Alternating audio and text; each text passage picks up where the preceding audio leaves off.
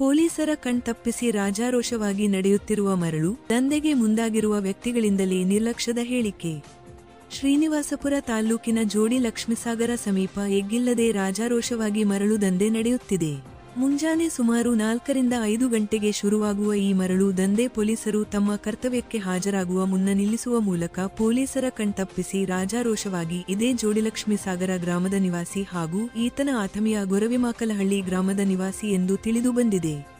ಇನ್ನು ರಿಯಾಲಿಟಿ ಚೆಕ್ನಲ್ಲಿ ರಾಜಾರೋಷವಾಗಿ ಮಾತನಾಡಿರುವ ಮಧು ಎಂಬಾತ ತಾನೇ ಸ್ವತಃ ಈ ದಂಧೆ ನಡೆಸುತ್ತಿರುವುದಾಗಿ ಒಪ್ಪಿಕೊಂಡಿದ್ದಾನೆ.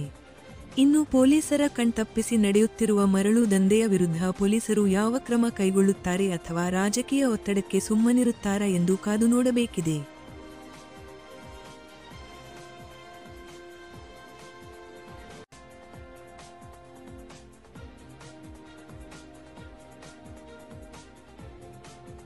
కరెక్ట్గా ఇక వారం ఇంకా అట్లే స్టార్ట్ చేయండి. వద్దు ఎత్తేదండి నిమ్మకి పూడి అట్లే పోయింది దాన్ని పూడ్చేది కూడా లేదు. పూడ్చినా కూడా చేసి వచ్చి కుక్కడిని కొడుకుని అట్లే ఉండి వాన వచ్చినప్పుడు పూడ్చుకోండి అంతే. ఇంకేం చెప్పలేదు.